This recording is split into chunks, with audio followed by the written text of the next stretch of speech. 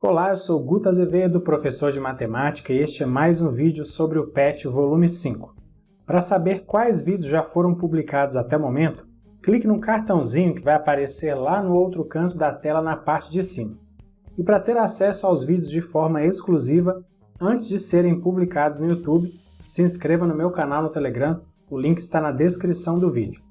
Além disso, na descrição também há links para você acessar o meu site e as minhas redes sociais. Depois dá uma conferida. Número 1. Carlos sabe que a área do paralelogramo da figura onde o ângulo alfa mede 7π sobre 90 radianos é igual a 30 vezes o seno de 7π sobre 90 centímetros quadrados. Mas para calcular esse valor, ele só dispõe de tabelas das funções trigonométricas em graus. Transformando o ângulo alfa de radianos para graus, tem-se que a área do paralelogramo em centímetros quadrados é dada por, e aí nós temos as alternativas com 4 expressões. Essa aqui é a expressão que dá o valor da área do paralelogramo, mas o ângulo está em radianos. Porém, em todas as alternativas as respostas estão em graus, então a gente precisa transformar de radianos para graus. A gente já fez isso nos vídeos das semanas anteriores. É simples demais, é só substituir π por 180 graus. Aí, fazendo as continhas dentro dos parênteses, a medida que vai aparecer no cálculo do seno é de 14 graus. Portanto, a alternativa B é a resposta correta. Na atividade 2, uma questão do Enem, o objetivo é descobrir qual giro deve ser feito para que a tela volte à posição original, conforme a figura 1. Na figura 2, a gente vê que a tela forma um ângulo de 45 graus com a horizontal. A tela, então, de volta à posição original, ficará aí do jeito que eu coloquei agora. Então, é preciso girar o quadro no sentido horário, conforme a orientação dessa seta. Eu vou dividir o giro que a tela deve fazer em duas partes, tá bom? Primeiramente, um giro de 45 graus. Depois, mais um giro de 90 graus. Somando 45 com 90 graus, a gente encontra 135 graus. Então, a alternativa B é a resposta correta. Deve ser feito um giro de 135 graus no sentido horário para que a tela volte à posição original. Número 3. Quando os ponteiros de um relógio marcam 1 hora e 50 minutos, qual a medida do menor ângulo formado por eles? Veja aí, esse relógio está marcando justamente o horário, 1 hora e 50 minutos, e para resolver a questão eu vou tomar como referência o número 12 do relógio. Aí eu vou comparar as posições atuais dos ponteiros no horário de 1 hora e 50 minutos com as posições que esses ponteiros estariam se estivessem lá apontados para o 12. Como o ponteiro dos minutos está apontado para o 10, a gente considera que foi feito aí um giro indicado por esse arco em azul. O ponteiro das horas a gente não sabe exatamente para onde ele está apontado, mas sabemos que ele está entre o 1 e o 2. De qualquer modo, vamos considerar que foi feito esse giro indicado por esse arco em vermelho. Agora nós vamos fazer algumas continhas considerando o ponteiro dos minutos. Um giro completo desse ponteiro corresponde a 360 graus e, ao mesmo tempo, 1 hora ou 60 minutos. Dividindo 360 graus por 60, o resultado é 6 graus. Isso significa que, em relação ao ponteiro dos minutos, a passagem de cada minuto corresponde a um giro de 6 graus. No relógio, do número 10 para o número 12, há uma diferença aí de 10 minutos, e essa diferença, então, corresponde a 60 graus. Então, em relação ao número 12, o ponteiro dos minutos está girado em 60 graus no sentido anti-horário. Agora vamos ver o que acontece em relação ao ponteiro das horas. O relógio tem 12 números e cada número representa aí 1 hora. Dividindo 360 graus, a volta completa, por 12, que são as horas no relógio, a gente encontra 30 graus. Isso significa que, em relação ao ponteiro das horas, a passagem de cada hora, ou seja, a passagem de 60 minutos, corresponde a um giro de 30 graus. Se 60 minutos correspondem a 30 graus, 1 minuto corresponde a meio grau, porque 30 dividido por 60 dá meio. De 12 horas até 1 hora e 50 minutos, há uma passagem de 110 minutos. 60 minutos mais 50 minutos. E 110 vezes meio grau é igual a 55 graus. Ou seja, em relação ao número 12, o ponteiro das horas está girado em 55 graus, mas no sentido horário. Olha, o menor ângulo formado pelos ponteiros é a soma das medidas desses dois ângulos que a gente encontrou. E 60 graus mais 55 graus é igual a 115 graus. Portanto, a alternativa B é a resposta correta. Número 4. Camille gosta de caminhar em uma calçada em torno de uma praça circular que possui 500 metros de extensão, localizada perto de casa. A praça, bem como alguns locais ao seu redor, e o ponto de onde inicia a caminhada estão representados na figura. Em uma tarde, Camille caminhou 4.125 metros no sentido anti-horário e parou. Qual dos locais indicados na figura é o mais próximo de sua parada? Olha só, 4.125 é igual a 8 vezes 500 mais 125. Isso significa que a distância que a Camille caminhou, os 4.125 metros, representam 8 voltas completas na praça mais 125 metros. Para descobrir isso, é só dividir 4.125 por 500, que é a extensão da praça. E veja que 500 dividido por 4 é igual a 125. Portanto, 125 metros correspondem a 1/4 de volta em torno da praça. Então, depois de ter dado 8 voltas completas e saindo novamente do ponto de partida, a Camille caminhou esse trajeto que está aí representado por esse arco azul, de 1/4 de volta. Como você pode ver, esse arco tem extremidade ali na drogaria, ou bem próximo, né? Número 5. Em um jogo eletrônico, o monstro tem a forma de um setor circular de raio 1 cm, como mostra a figura. A parte que falta no círculo é a boca do monstro, e o ângulo de abertura mede 1 radiano. Qual é o perímetro do monstro em centímetros? Imagine que a gente tivesse aí uma circunferência completa, tá? Que o monstro não tivesse boca, tivesse tudo fechadinho. O perímetro seria igual a 2 vezes π vezes r, sendo r o raio da circunferência. Nesse caso aí, o raio é de 1 centímetro, então o perímetro da circunferência completa seria de 2π, uma medida em centímetros. Como o ângulo central mede 1 radiano, o arco que está faltando na circunferência para que ela seja completa, né, a boca aí do monstro, tem essa medida de 1 radiano. Mas o que é 1 radiano? Vamos lembrar? A gente viu isso em vídeos de semanas anteriores. 1 radiano é a medida de um arco de circunferência cujo comprimento é igual ao raio dessa circunferência. Como o raio dessa circunferência é igual a 1 centímetro, esse arco vermelho aí mede 1 centímetro, a mesma medida do raio. Agora já dá para calcular o perímetro do monstro aí direitinho. É o perímetro de uma circunferência completa, ou seja, 2π, menos 1, que é a medida do arco vermelho que está faltando, porque a boca do monstro aí está aberta. A gente precisa descontar isso. E aí a gente soma mais 1 centímetro de raio, que é a parte de cima da boca, mais 1 centímetro do outro raio, que é a outra parte da boca. E isso fica igual a 2π mais 1. Esse, então, é o perímetro em centímetros do monstro, então a alternativa é a resposta correta. Número 6. Uma indústria calçadista fez uma pesquisa com 450 alunos de um colégio estadual e obteve os seguintes dados. 48% dos alunos usam sandália, 22% dos alunos usam tênis, 30% dos alunos usam sapatos. O resultado anterior foi representado pelo gráfico de setores como mostra a figura. Sendo assim, o que podemos afirmar sobre a medida do ângulo θ?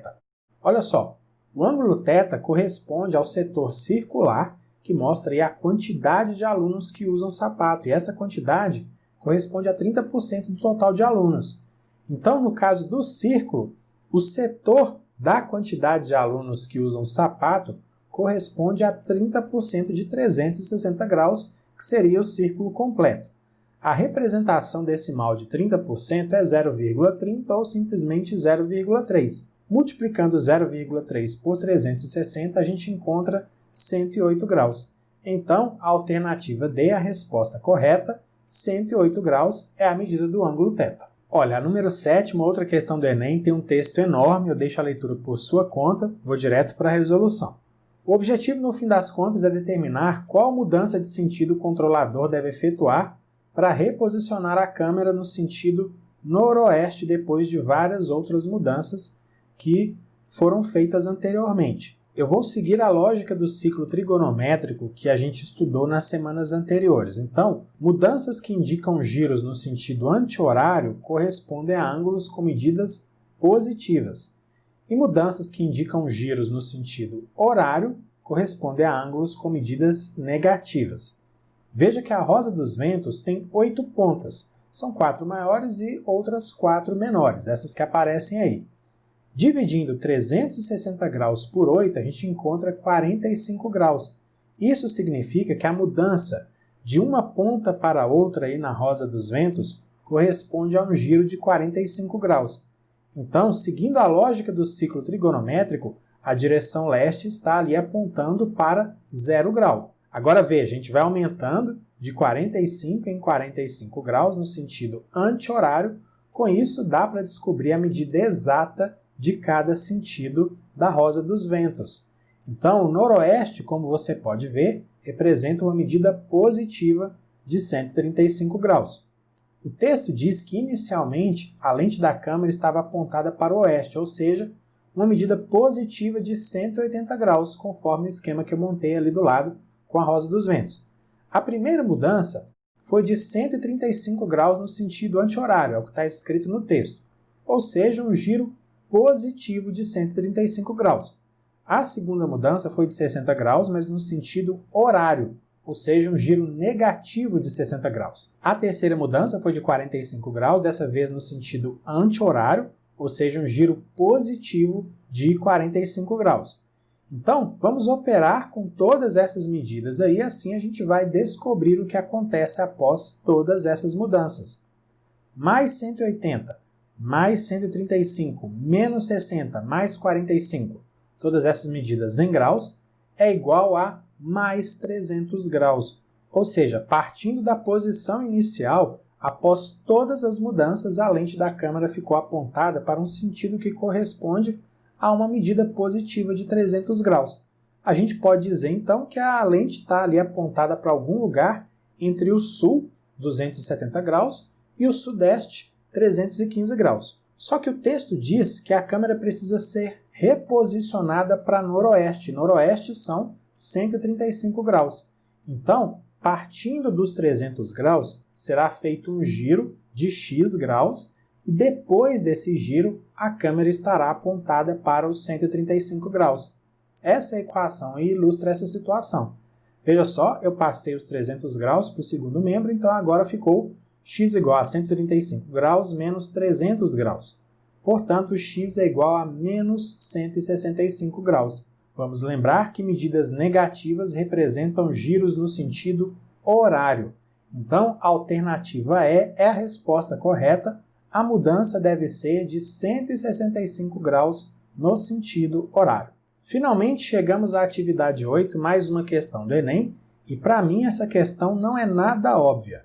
O objetivo é descobrir qual é o percurso mais curto que um objeto deve fazer para ir do ponto B até o ponto A sem passar pela origem dessa malha. Honestamente, eu acho que a melhor opção nesse caso é começar calculando os valores que estão em cada alternativa. Dá trabalho fazer isso? Dá trabalho, porque os cálculos têm que ser feitos à mão lá no Enem. Mas eu penso que é melhor do que ficar supondo qual caminho é mais curto, já que existem muitos e muitos caminhos possíveis aí de B até A. E aqui, como eu estou resolvendo, eu vou deixar os cálculos já indicados, então a gente vai um pouco mais rápido. O texto diz que é preciso usar uma aproximação para π de pelo menos uma casa decimal. Então vamos usar o valor de 3,1 para π, já é o suficiente uma casa decimal. Veja só, então, eu substituí em cada um dos valores aí das alternativas, eu substituí π por 3,1.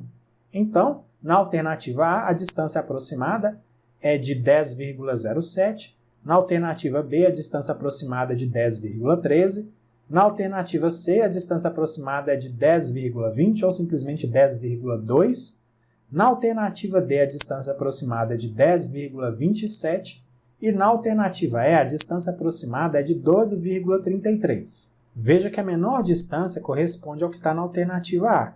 Então é só a gente correr lá e marcar essa resposta como certa? Não, a gente tem que ver se o que aparece na letra A faz sentido, ou seja, a gente tem que ver se tem algum caminho que corresponde ao valor que aparece na letra A. Esse mais 8 que aparece lá na resposta da letra A indica um caminho que passa por 8 segmentos em linha reta. O comprimento de cada segmento é igual a 1, porque os raios das circunferências eles vão aumentando de 1 em 1. Dá para você ver isso na imagem da malha. Então dá uma olhada nesse caminho que eu vou te mostrar. Veja aí o traço que eu marquei em verde. Significa que o objeto segue 3 segmentos unitários. Em seguida, ele percorre um caminho arqueado que corresponde a 4 arcos e cada um desses arcos mede π sobre 6 radianos, conforme está escrito no texto. Aí, na última parte, para chegar finalmente ao ponto A, ele segue por mais 5 segmentos unitários. Então, as trajetórias em linha reta somam 8 segmentos unitários. Primeiro 3 segmentos, depois, lá no final, 5 segmentos. E aí a gente precisa somar com o percurso em formato de arco.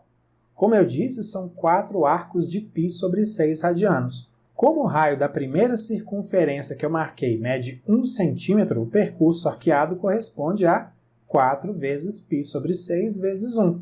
E isso é igual a 2 vezes π vezes 1 sobre 3. Veja que o 4 e o 6 podem ser divididos por 2. Então, olha só que bacana. Lá na letra A aparece 2 vezes π vezes 1 sobre 3 e também aparece o mais 8. Agora que a gente fez o teste, beleza, com certeza a resposta correta é a alternativa A. Mas será que já não dava para ter feito isso depois desses cálculos em que eu encontrei as distâncias aproximadas? Olha, isso seria um chute, porque a alternativa A poderia ter sido inventada. Mesmo com o valor menor da distância, ela poderia não ter nenhuma relação com o caminho possível dentro da malha. Por isso que essa verificação final foi tão importante. Muito bem, é isso. Finalizamos aqui mais uma sequência de atividades do PET Volume 5. Se você gostou e, claro, se quiser, curta e compartilhe esse vídeo com outras pessoas. Grande abraço para você, bons estudos e até a próxima. Tchau, tchau!